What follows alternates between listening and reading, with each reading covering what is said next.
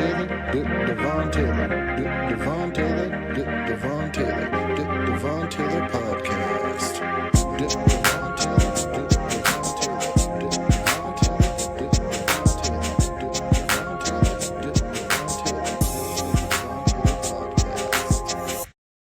Hello and welcome back to the Devon Taylor podcast, where we sit down with voices behind real transformation. Today's guest is someone who's fought for justice across continents and causes.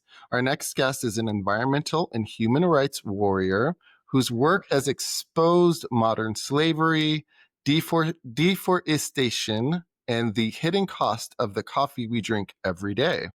From field work in war zones with Human Rights Watch and Amnesty International to launching her newest NGO, Coffee Watch, our next guest's mission is to shine a light on the supply chains and systems most people never think twice about. So I'm happy to welcome to the show, Etelle Higonnet. Hello. Thank you so much for having me on your show. It's lovely to meet you, and I'm so grateful to be here. Likewise, I'm honestly so thrilled to have you. We were speaking before we started, I was commending you about the work that you're doing and just helping the world in the ways that you are. So I just wanted to first start off, how did you get into your line of work? What made you feel called to help the world in the ways that you're doing? Such an interesting question. I think that when I was small, I knew I wanted to do something in human rights. So apparently, when I was not even yet in kindergarten, I announced to my parents, I want to be a doctor without borders. Unfortunately, I'm really bad at math and science, so I was not able to go to medical school. But I just always knew I wanted to do human rights work. But yeah, after I did 12 and a half years of human rights work with like Human Rights Watch, Amnesty, and I interned in these two war crimes tribunals also when I was in law school. After 12 and a half years, I had this wild awakening moment where I sort of realized, wow, we're not going to have any human rights on a dead planet because actually breathing and drinking water are really nice. It would be good for humanity to be able to keep doing that for a while longer. And so that's when I was like, wow, I've got to do something about climate change and protecting ecosystems that humanity relies on. So that's how I kind of hopped over from the world of human rights to environmental stuff and went to Greenpeace and then Mighty Earth and now Coffee Watch. That's beautiful. Was there like a moment where or a story that you saw that really sparked that for you? 100%. It was two things. When I worked in Iraq, I was investigating what had happened to the Shia under Saddam, as well as abuses committed by American forces and by the Iraqi authorities with, I guess, support from America after Saddam. So it was looking at crimes before and after to be, very balanced. And this huge project, we collected like 9,000 testimonies of human rights abuses ranging from beheadings to rape to killings and torture, all kinds of crazy stuff. But there were so many abuses of Shia right after the first Gulf War. Like with the first Gulf War, the U.S. almost toppled Saddam Hussein. And then these people rose up in Iraq. It was called an intifada. It's Kurds and the Shia, they rose up because he'd been a really ruthless dictator. And they almost, succeeded in getting rid of him. But then he stabilized his grip on power.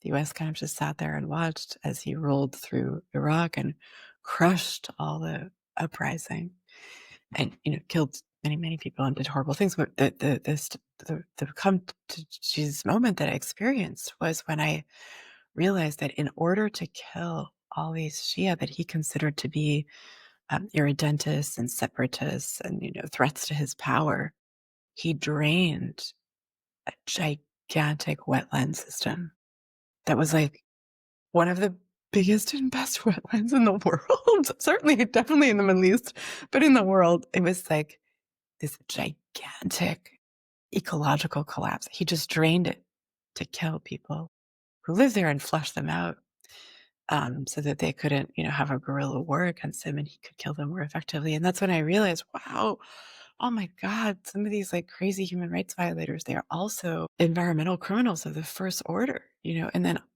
the other moment, I'd worked in Senegal and I had this lovely Senegalese girlfriend. She's such a wonderful lady. And she got married to this guy that I'd even met back when I worked with her. And so I came back to Senegal for her wedding. And it had been several years, and I went swimming to this place that I'd always gone swimming right next to where I used to live, and there were no fish. There's just nothing. I was like, "This is weird." So I went back, got some goggles, got a little snorkel from this lovely dude who was there, and I was like, "I have to go further." I couldn't find anything. So, okay, this is very weird.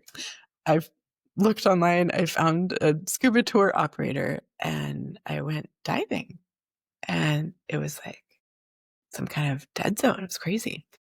And I asked the guy, I was like, "What's going on?" And it turned out that these bottom trawlers had been through. But I used to swim every day when I lived in Senegal, and I'd hang out with all these fishermen it's just artisanal fishing. There's just such lovely guys that would get breakfast, I'd buy little fish and stuff from them, and we'd eat together, and they were all gone. And their whole livelihoods had collapsed. These were not rich people. Their livelihoods had collapsed because the ecosystem had collapsed. It was crazy. I thought to myself, "Okay, I've gotta look into this more."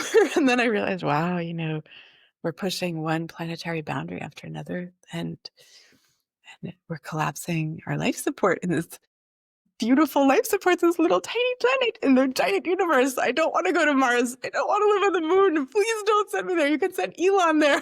If he really wants to, he can go. You're free to go. I like it right here. Let's fix it here. Let's keep it habitable for future generations. I mean, that must be so scary though to be witnessing. I mean, because in my area, if I were to go down to the lake, you'd see fish, you'd see, marine life, you'd see all sorts of things, and wouldn't bat an eye. But to go to an area and to see it completely devastated, I mean, what were you feeling when you saw that? Oh, I felt some sort of heartbreak. It was like, because this place where I had swam all the time, I don't know, I had all these buddies on the beach, there were these kids, I would tease them. I'd have breakfast with these lovely folks, and, we all got to really know each other because I'd leave a little sweater there. This lady would watch my sweater. She's gone, they're all gone. It felt terrible. And then, going underwater and seeing what happened, it just felt terrible. And I have to say, then I worked at Greenpeace, so I got a kind of front row seat to some of the destruction. And of course, you have to go investigate deforestation. That's like the point of your job. If you're working at Greenpeace, you have to go see the terrible things we're doing to the oceans and the forests and take pictures and videos and document and get scientists to do the testing to show the pollution. And I think, my heart has broken many times. It's like it keeps cracking because I see, I love hiking. I love swimming. I'm like a huge outdoor enthusiast. So, like many people, I'm sure if we walked hand in hand to like one of my favorite forests right next to where I live, I took you to this little place. It's this tiny little beach. It's not a fancy. It's also freezing cold because I live in Denmark. But I'm sure you would find it to be magic. It's like we're made to be in nature. Nature is our mom. This planet, this Mother Earth is lit. It's our mom. So, like, losing your mom, wow, it's just such a terrible, sad feeling. But there's a poet, a Persian poet from the hundreds of years ago, Rumi, he says that you should hold on to heartbreak because the cracks are the place where the light enters you. Mm. Wow, that's powerful. Hmm. I'm curious too. With this love for the planet, were your parents, were they environmentalists at all, or was this just something that came Not from at all. 0. No one in my family. It's not funny how that works, I know Really? to Yeah. ourselves, but No. My family are not really big nature people at all. They're city people. But I do remember the first time that I went in nature. I just was like, "Wow, this is the Coolosaurus rex. What were they hiding from me?" It's so calming. You go out there in a mountain and you hear these birds chirping and the sun shines on you, and it's like some part of you just falls back into place that you didn't even realize was out of place, you know? I love nature. Nature is it's been very healing for me in my journey, and like we were speaking before, I was saying that I've been taking a lot of breaks, and usually my breaks involve being in some kind of nature. So Yeah. can Well, feel. there are studies that show that, for like veterans with PTSD and for people who survive, really big traumatic incidents like uh, plane accidents and things, that time in nature is like one of the most healing things they can do. I think it makes sense, right? When you're little, like I have a toddler. When he falls and hurts himself because he's so active, he loves to run and jump and climb. He's always like doing something, stub a toe or whatever. The first thing he does is he wants to be in my arms. I hug him, I kiss him, and then he's fine. He runs off. He goes and does more jumping and running and biking and things. And Mother Earth, you can come to her with all your heartbreak, and she does heal you, mom, right? Well, I'm glad that your mission is to, in a lot of parts, take care of Mother Earth and make sure that we still have her around for our children. Mom lover. Well, you've worked with some of the most recognized organizations around the world. You spoke a little bit about it, but how have you seen human rights and environmental justice intersect in ways people would not expect? My god, they're so intertwined. It's like literally the 2 sides of the same coin. So here's an example. Like, when I was at Greenpeace, we were working on trying to stop people from raping the ocean because the ocean, it's a blue planet and we need it. If you really like breathing, you should save the ocean because the ocean gives you like 7 breaths out of 10. So we're trying to save marine protected areas and ecosystems. And um, there's all these vessels that are called pirate vessels. They do pirate fishing. They go into marine protected areas, or they fish juveniles out of season, or they do crazy bottom trawling, just the worst things. There's cyanide fishing. I mean, let us not even go into all the ways that there are bad fishermen raping the ocean. But then we realized, actually, my roommate was a journalist for The Guardian, and she had investigated seafood slavery. And it turned out that the same vessels that were the most environmentally destructive were operating, Devon, as floating prisons. If you eat seafood, you eat slavery. It turns out the seafood industry is so rife with forced labor and slave labor. They literally would take these guys, especially in Southeast Asia, right? Because a lot of our seafood comes from South, like huge, huge volumes come from Southeast Asia. They're almost like coyotes or something, these traffickers. They will bring people with false pretenses from like Cambodia and Thailand and Burma, these like very uneducated and vulnerable guys. They'll get them onto vessels and they'll confiscate their papers. The guys go out to fish and there's no way to get off the boat. They're literally prisoners. Human Rights Watch did this investigation. They found that the folks that were rescued, many of them, like a very high percentage of them, had seen somebody be tortured or killed. So if you protest, they like torture you. They'll kill you. There's even a video that someone sent me that I reported. We had this like thing at Greenpeace, like a hotline. So I got this video. Um, Somebody had been killed and thrown overboard, and they're just like bleeding in the ocean and dying. And the whole thing is caught on video. It was just so monstrous. But the same vessels that rape the ocean are also the ones that have forced labor and slave labor. And by the way, you can be a slave for years because the vessels will stay out for a long time. And then smaller ships will come and offload the fish and bring ice, offload the fish and bring ice. So, what are you going to do? Like, it's crazy. And it's not just in the oceans, it's on land too. At Greenpeace, I saw this all the time. companies that have the most deforestation for palm oil and burning the forest, like the smoke, it goes to Guam. It goes to China. China calls to complain about the air quality. If China's complaining to you about your air quality, you are doing something wrong. Just, I would like to point that out. So, like, the fires are so massive for palm oil, and there's so much burning and deforestation. But the same companies that did that also would grab indigenous lands. They would take it's like some kind of cultural genocide, in a way. They'd steal these lands from indigenous people, and if you resist, they kill you, they torture you, they get you locked up in jail, and they also had forced labor problems, very serious, and rape that was so the same companies that trash the oceans and trash our forests and our planet generally are often also doing terrible things to human rights. And you wouldn't know it, but you're consuming it, sadly. They just bamboozle you and hide it, but, like, it's in your seafood, it's in your palm oil. Half the things we leave the supermarket with have palm oil in them. Shampoo, cup of noodles, cornflakes, chocolate, Wow. lipstick. And I kind of want to go back to what you were saying about pirates because it's so ironic. I just had a conversation with my mom, and we were on a train recently, and she was like, I guess people don't rob trains anymore. And I'm like, that's like a old thing in the 1800s. Like, I don't think that happens anymore. And we started talking about pirates, and she was like, well, I think there's still pirates, right?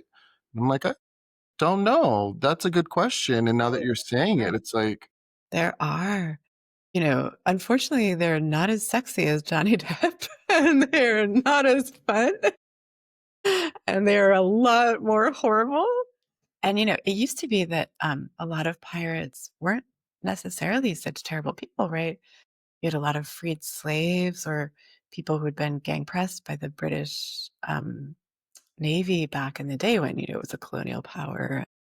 They would sort of escape, and become pirates. So I think the swashbuckling pirates of yore, some of them were probably terrible, but some of them were, like, totally normal, nice people who had just been really screwed by the system they were in. But the pirates today, um, a lot of these vessels that are horribly abusing their crew and trashing the oceans, they are criminals.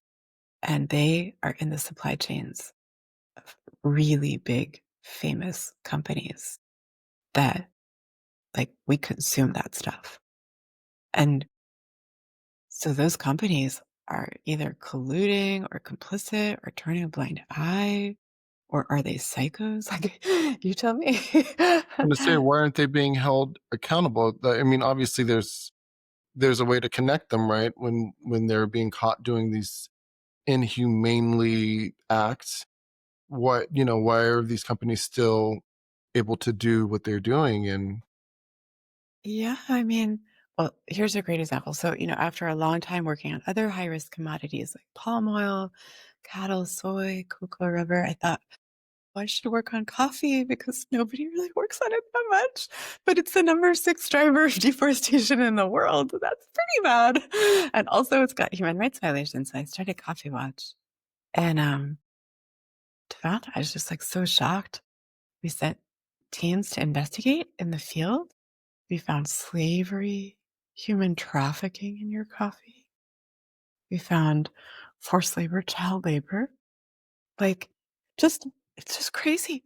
Some of these people that our teams interviewed, they're working 18-hour days. They don't get weekends. They work for 3 months straight with no sick leave, no weekend. They don't get, like, protections for maternity, like, just it's crazy. It's so crazy, it's so crazy. So I thought, "Okay, these things are these this is this h how can I hold companies accountable?" But it turns out it's really complicated and hard. So there's this lovely law firm called International Rights Advocates, and I sort of helped them, and they are suing Starbucks for human trafficking. It's like, we would call them maybe coyotes, but in Brazil, you call them gatos.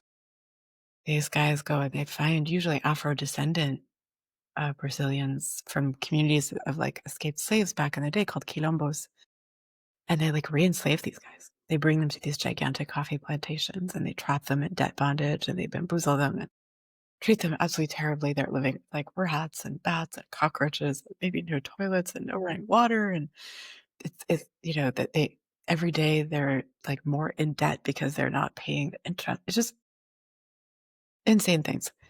And then at Coffee Watch, we filed a complaint with customs, US Customs, like CBP, for them to block the coffee of Starbucks, Dunkin' Donuts, Wow. McDonald's, Nestle, and some others for slavery because we found all these slaves. CBP, they're like lovely, lovely people, and they took our petition. It's called the 307 petition. You can make one. But it turns out it's just so hard to do. Like, we had to do this huge amount of supply chain research. It's very dangerous. I was so scared. Yeah. And, you know, we're just this like tiny little coffee roach organization. And, Starbucks and McDonald's and Dunkin' and Nestle, they're like so rich. And Yeah. it's really frightening. So I guess the question of like, why are they not held accountable? It turns out when you were doing this work, it's very hard. Yeah. And, the people you're up against, they are very rich. And, I guess the better question is why is like the US government not doing this? Like, why did I have to write to CBP and do a complaint? And why are it's like international rights advocates suing Starbucks for trafficking? Like, surely there should be a part of the US government that stops things from coming to America that You have would think slaves working on them. Yeah. it's I mean, to even to speak on that is insane. I mean, because I'm in the States and some of the things that are happening right now are mind-boggling. And Mind bog even to what you're saying, yeah. I mean, why aren't we why? stopping this? Why isn't this news? Why isn't this being reported? Why People snatched off the streets and unmarked vans? just insane. But Crazy. I mean, as we're talking about this and we're seeing that obviously our governments aren't doing very much to stop what's going on. What can everyday people do differently to support, I mean, in your case, more ethical, sustainable coffee? Yeah, yeah. I mean, look, sometimes the only thing you cannot do is people power. Like I'm based in Europe, and here in Europe, I literally do not have a way to sue companies for slavery and forced labor and trafficking and child labor in their coffee supply chains. I can't do it. Like there's literally there's no law. So there are some cases in the US where we can figure out how to use the law, but there are some places where we don't have any law. And so I think people power is incredibly important and beautiful. And I actually I'm really like a glass half full person, or because I work on coffee, maybe I should say like a cup half full person.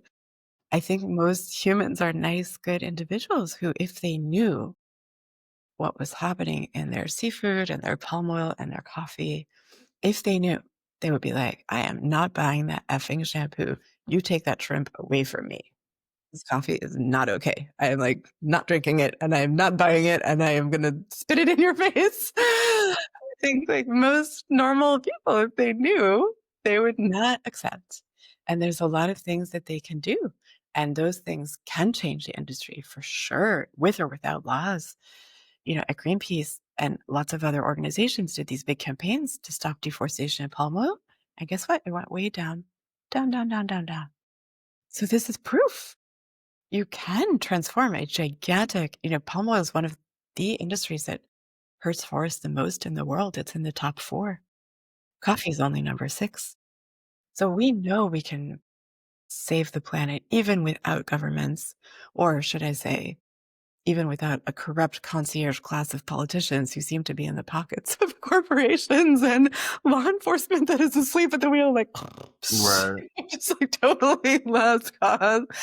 We can do it. And I think what we can do from the lessons of what worked, what was a triumph, what was like a game changer for indigenous people whose lands were being stolen and the workers who were being enslaved and the women in palm oil who were being raped in the forests and we know that petitions, if you sign petitions, it helps. We know that peaceful nonviolent protests help. We know that going on social media drives companies insane, bonkers, absolutely nuts. Like if everyone that listened to your show went onto the social media of the coffee companies that I mentioned and was like, "What the F are you doing? Stop." I'm pretty sure it would go right up to the C-suite, maybe even to the CEO, and they'd be like, "Oh god, we have a PR disaster on our hands. What are we gonna do? Maybe we should stop having kids and slaves." You know, I think, like, social media tweet storms and stuff, they're so powerful.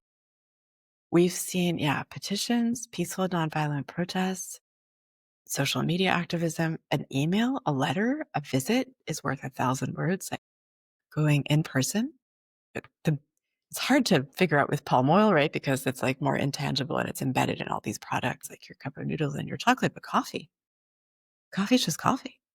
And you could go to a coffee shop and you could say, I want to talk to the manager. Literally take 10 minutes out of your entire life.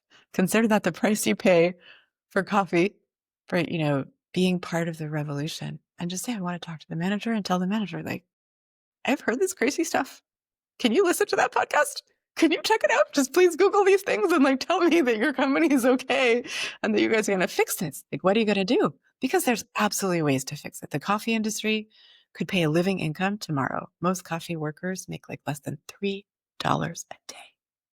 The only reason the planet has decided that okay is because they're like black and brown and Asian bodies. If they were blonde and blue-eyed, I guarantee you it would not be happening. You can just say, like, please, I want you to pay a living income price. Or, alternatively, we found out that a lot of workers are being poisoned. They're being given these like, highly hazardous pesticides and like glyphosate and crazy stuff. And they basically have no choice. If you're a farm worker, you just use it or you lose your job and then you starve. So if you buy organic coffee or you ask your coffee shop or your school or your office to go organic, at a minimum, you know that you have not poisoned the workers and their kids and their communities. And I say kids because we found that like people don't know how to dispose safely Yeah. of the jerry cans and stuff. So they'll like leave it and the kids will just play with bottles that have not been properly cleaned that have highly hazardous chemicals. That shit is not okay. So you can buy different coffee, you can be vocal online, you can sign petitions, you can talk to people, and we've on our website, we've put every single petition that anyone could ever sign. They're not ours, they're other people's. On Coffee Watch's website, we put all the films that people did about both problems and solutions, so you can, like, screen films with your friends and family. You can gift really ethical, sustainable coffee to people for, like, if they go over to their house for brunch or for Christmas as a stocking stuffer or birthdays if your friends love coffee. And you give it and you say, I love you and I love the planet. And this coffee embodies the best of you because you're like a great person. And this coffee is great for people and planet. I love that. I've made naturally. I didn't know all of this beforehand with Starbucks or any of the companies that are engaging in the child slavery or any slavery for that matter.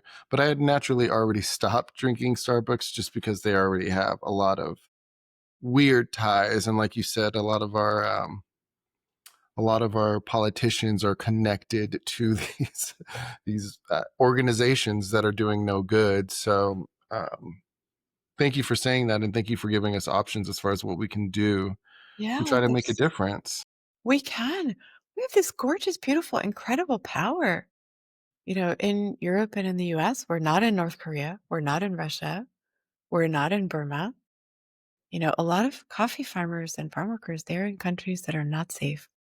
We did an investigation into conditions of all these indigenous people. They're all indigenous people pretty much making coffee in China. They grow coffee in a place called Yunnan. That's like 95% of Chinese coffee, I think. In China, if you complain or you try to make a union, bad things happen to you. Like, you go to jail for life. We documented abuses, with these wonderful local NGOs in Mexico and, Brazilian and Colombian NGOs in Colombia and in Brazil. Like, in Colombia, if you are a union leader, that is, correct me if I'm wrong, is literally the country on earth where it is most dangerous and you are most likely to be killed for trying Mm, to organize workers for their rights. And in Mexico, a lot of the coffee comes from places that are basically run by the cartels, like Chiapas. 40% of Chiapas is run by the cartels. That's the number one coffee producing region of Mexico. So, you know, if you and I were Chiapan farmers and we start complaining, like, we want a living income. Why are you only, why are we making only $2 a day or $1.50 a day? Like, this is not okay. I want my kids to go to school. I don't want to have to pull them out of school so that they like we work or starve. This is crazy. Like, what do you think the cartel is going to do to us? They're the middlemen often. They'll like cut off your finger. mm, You cannot complain. You cannot organize safely in a lot of places in Colombia, in Vietnam. Vietnam is the number 2 coffee producing country in the world. Unions are literally illegal, and it's almost all this, like, region, where Vietnamese coffee comes from is very much indigenous people there, and they're often considered as, like, irredentist, so it's a highly militarized zone. It's dangerous. We are so lucky. You and I and 99% of the people listening to this podcast are so lucky. We have this power to choose better coffee and better everything, better seafood, better sneakers, better. We can choose better and we can talk about it on social media.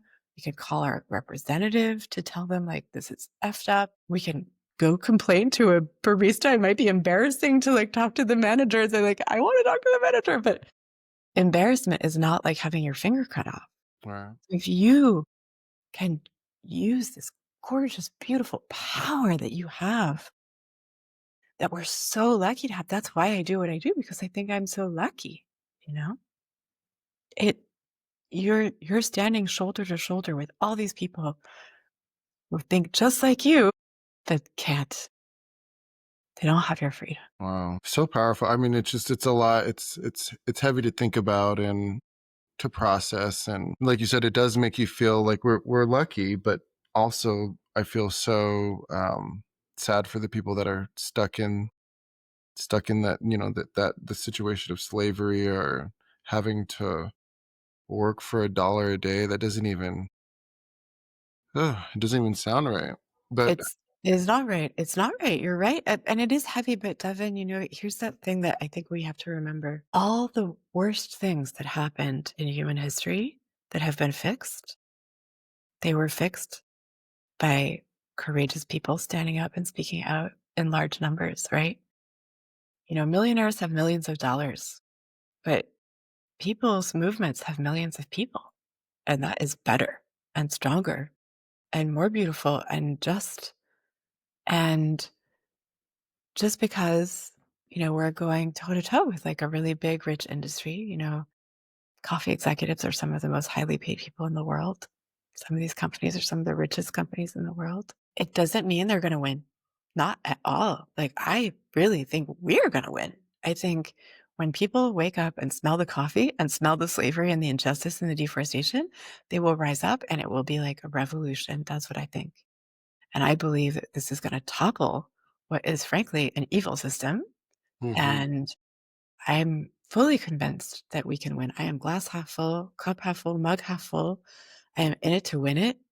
And I believe that there are already so many good small coffee businesses out there, indigenous owned, instead of exploiting indigenous people, women owned, instead of like, there's so much sexual violence in coffee and exploitation and gender inequality, but there's also kick-ass ladies who are like, "Nope, nope, I am not accepting that. I am gonna, defy all odds and have a woman-owned coffee company and make it a success."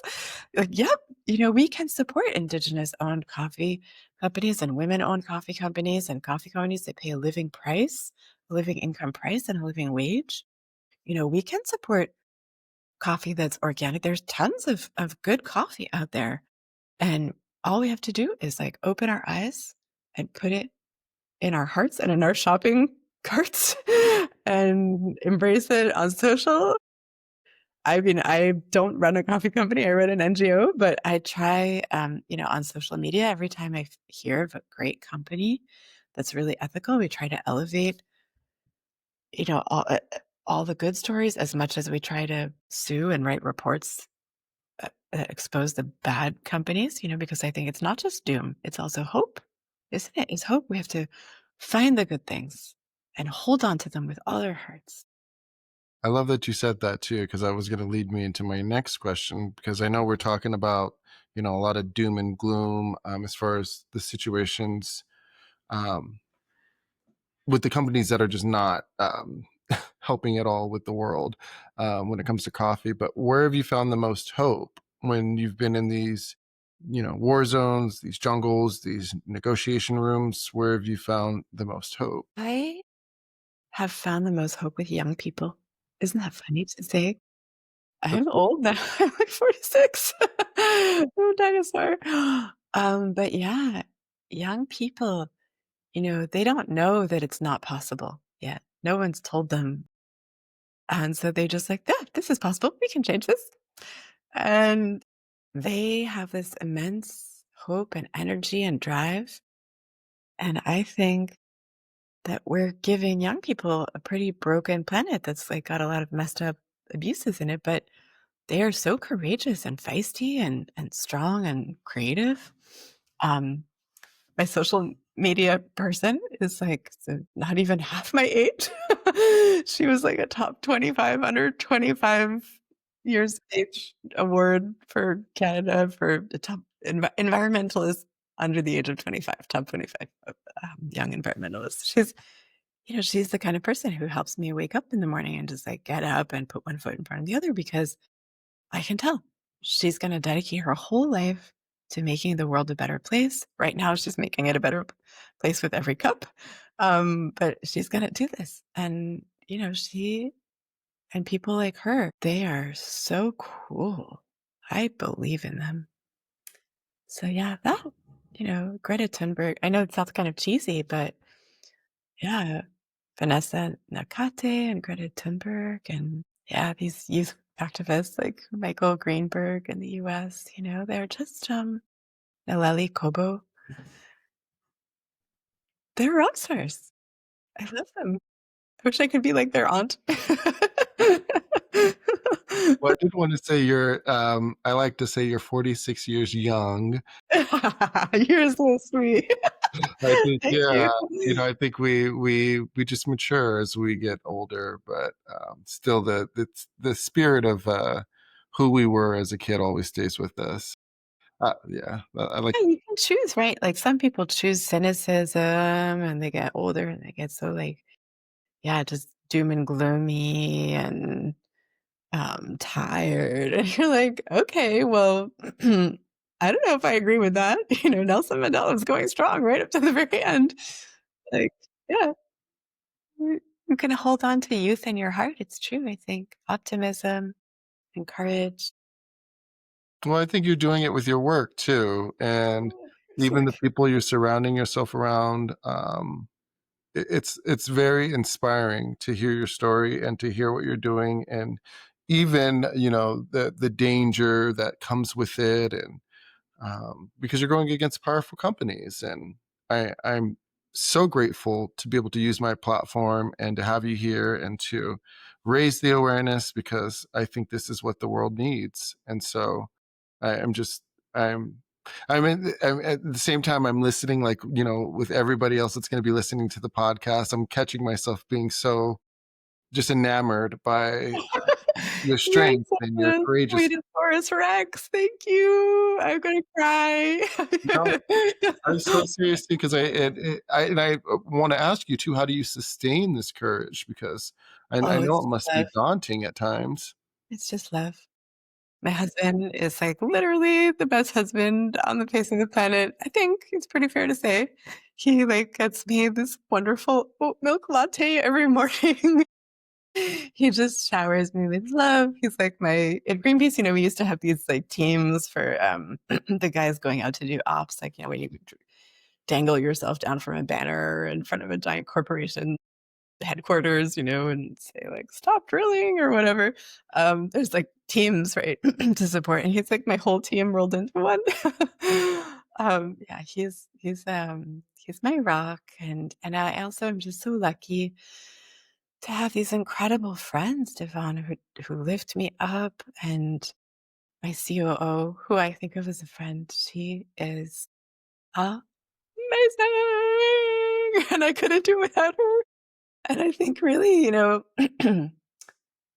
it's not actually like I do that much myself. It's more that I just have managed to surround myself by such wonderful souls that radiate kindness Hmm.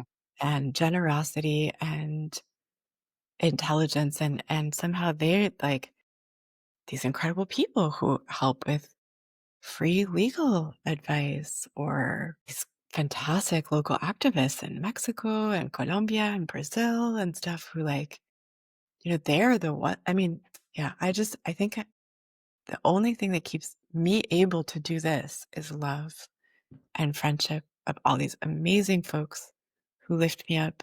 And I'm only like an ambassador for them, basically. They're like this army behind.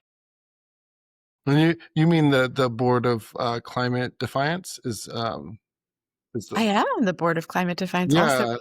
yeah. uh, That is another organization where I feel so proud to be part of this big family of love and care. And, so like I almost kind of split my life into two professional columns right now.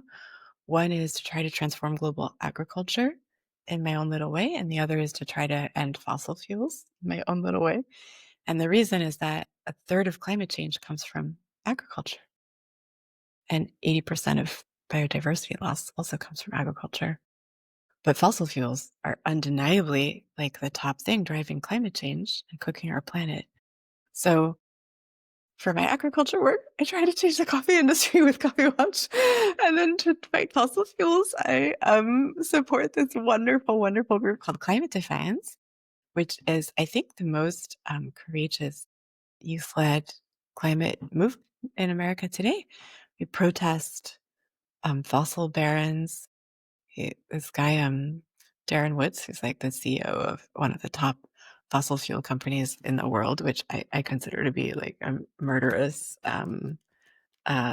company, because Harvard and these scientists at Harvard and other universities found that the fossil fuel industry kills around 8 million people a year from PM 2.5. We're inhaling this toxic stuff that kills so many people. I'm not doing justice to the science. I could spend a lot of time explaining all the details, but that's how it boils down to. So this guy, Darren Woods, is the CEO of ExxonMobil. And these climate defiance activists interrupted a ceremony where he's getting an award with a giant banner that said, "Eat shit, Darren." It got millions of views. And I was so proud, because people like him should be ashamed. They should never be able to go to any award ceremony without being humiliated. They are killers. I consider them to be, at least. And monsters, I think, is also fair to say. Anyone who's like is killing Mother Earth and doesn't give a damn is literally a matricidal monster. um, and yeah, climate defiance challenges all these like CEOs of fossil fuel companies and corrupt politicians who are doing their bidding and allowing pipelines and drilling. These people who should be working for us, they should be working for us.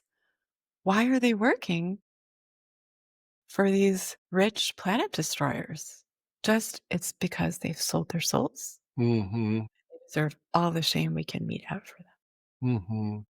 I believe that strongly, that a lot of these people have sold their souls. They're just no longer, there's a sense of purity that's just been stripped from them. Because to continue to do stuff like this, it doesn't make You don't have to go watch a vampire show to like, you know, Buffy or Tom Cruise or, whatever. Like, there are monsters walking the earth right now, and they're not on your Netflix.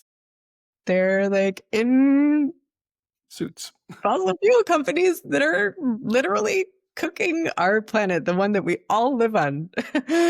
And no, we are not going to go live in Mars. It's not a habitable, hospitable planet. It's not a good idea to try to move humanity to Mars. It's not going to work. It's not working.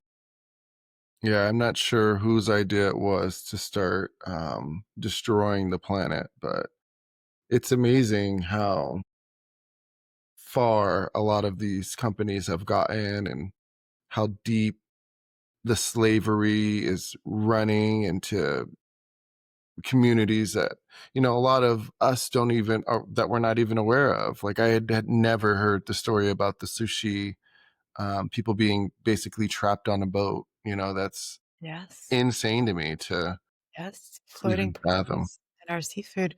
But the crazy thing is, Devon, we consume a lot of stuff: Hmm.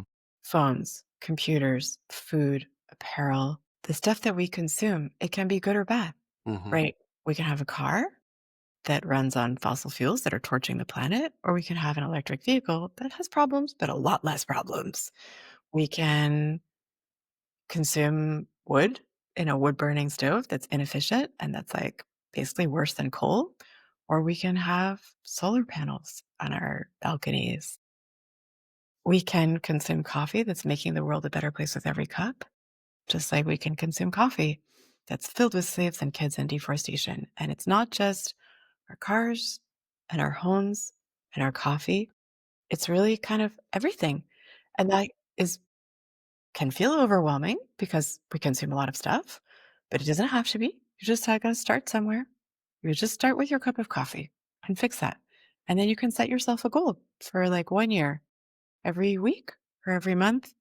You're just going to try to change your consumption of one other part of your life to make it more aligned with your values, you know?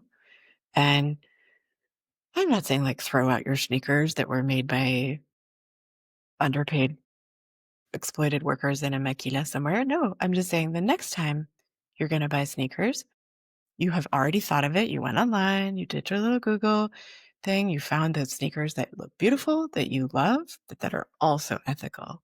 So, you can work your way through your life and make it like a project for the rest of your life. I'm just going to try to be better and share this with my friends and family, starting with my coffee. Then it's going to be my chocolate. Then it's going to be my sneakers.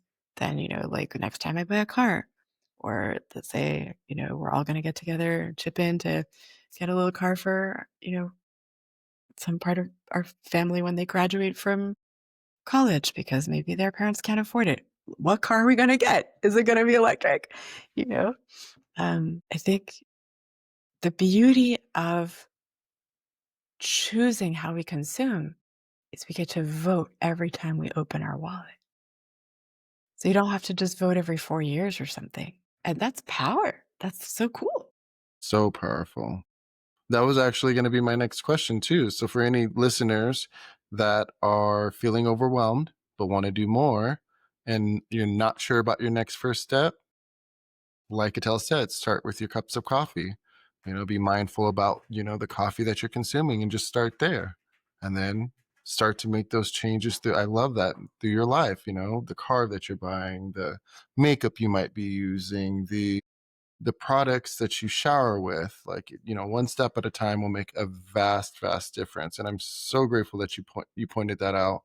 One um, step at a time, and not to beat yourself up about it and make yourself feel bad, like, here's a good example of I also screw up frequently, and I don't beat myself up, I just do the best I can in the moment, but okay, there's, like, an illness in my family, I had to travel, and, I went to the airport, I was like, "I cannot get through this trip without a cup of coffee right now."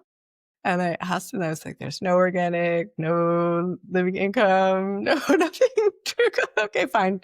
Just give me the coffee." And I drank it, and I felt like, "Okay, this one time, I didn't do it right, but that's okay." You just do the best you can in the moment, And your best is the best you can do. And you give yourself a big hug and you build for the next thing, and don't be overwhelmed. Don't feel like it's too much because you don't have to do all of it right away. You can just change bit by bit. I love that. I only have a few more questions. This one I kind of love asking towards the end, just because I want to leave the audience with something to think about. But if you had a microphone that could reach the entire world for 30 seconds, what would you say? Love our planet so hard because it's in danger and it's our mom, and you can save it in so many ways. And just please, please make that your top priority. I think it feels distant and big, but if we don't take care of this planet, we're all gonna die. So, Absolutely.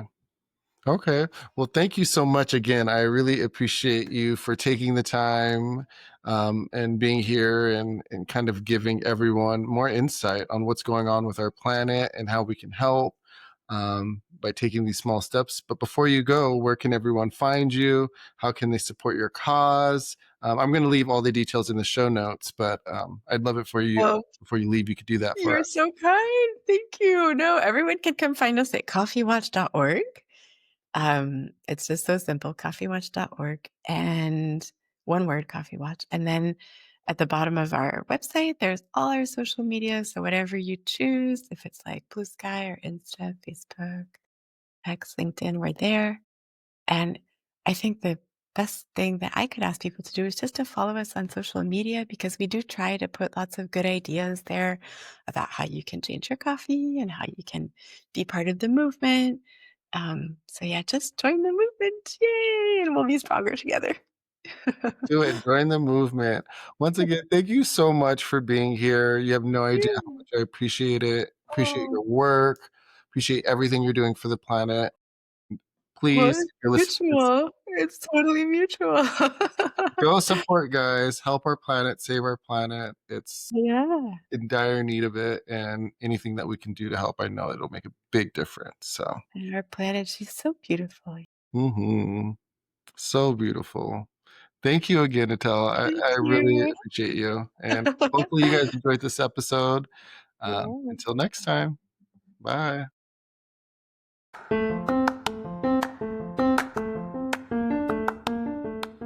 Hey guys, it's Icarus here, And Amelia. and I'm here to tell you if you'd like to join our brand new adventure. Go to DevonTaylorAuthor.com to learn more. And check out the cool items like the new bucket hat. Yeah, and so much more. See you guys there.